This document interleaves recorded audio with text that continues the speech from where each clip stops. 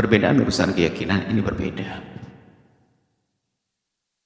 Hari ini bukan waktunya kita bicara itu.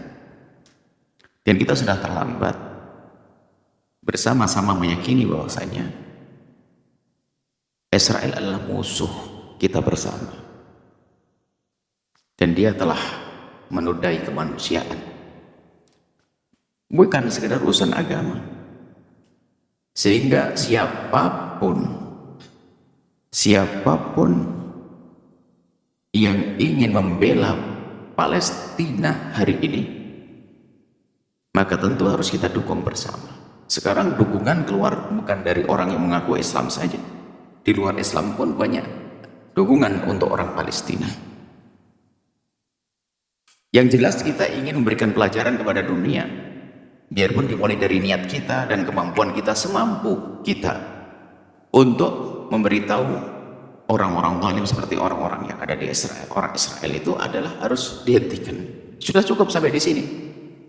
Apakah nanti muncul orang dari Iran atau nanti muncul dari Inggris atau mungkin dari Cina, selagi untuk menghancurkan kezaliman kepada kemanusiaan, mereka adalah pejuang dunia.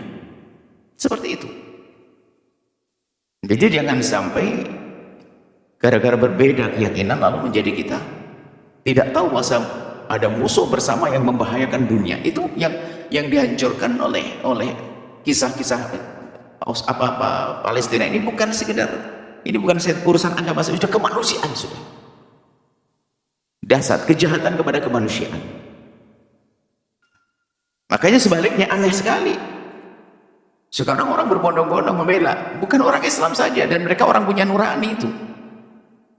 Mereka juga atas dasar keimanan nurani. Ini bukan masalah keimanan lagi, nurani, batin manusia hidup hatinya.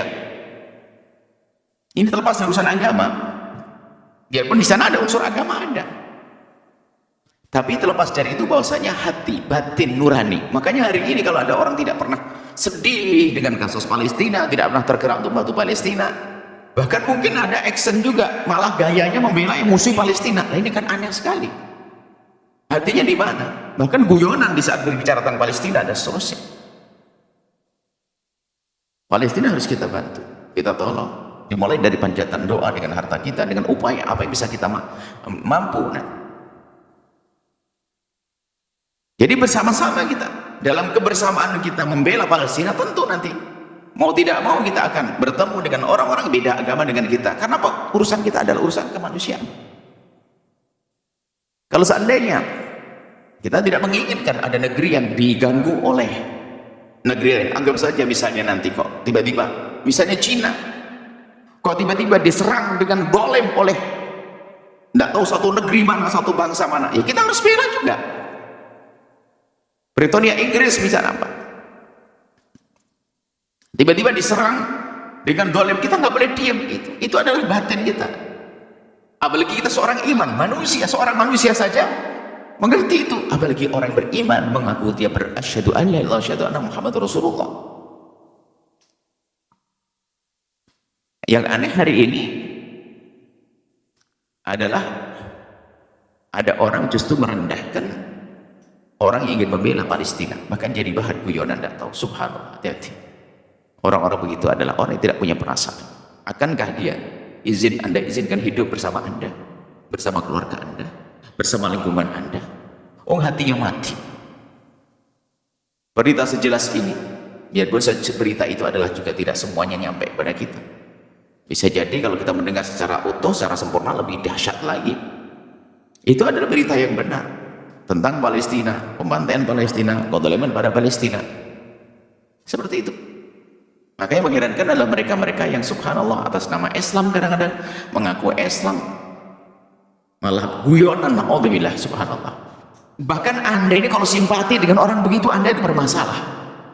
Simpati dengan orang yang menjadikan Palestina bahan ecehan, atau tidak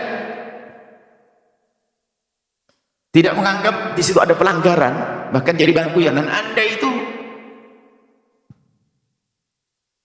tidak merasa risih dengan orang-orang semacam itu, bermasalah kok dalam diri Anda.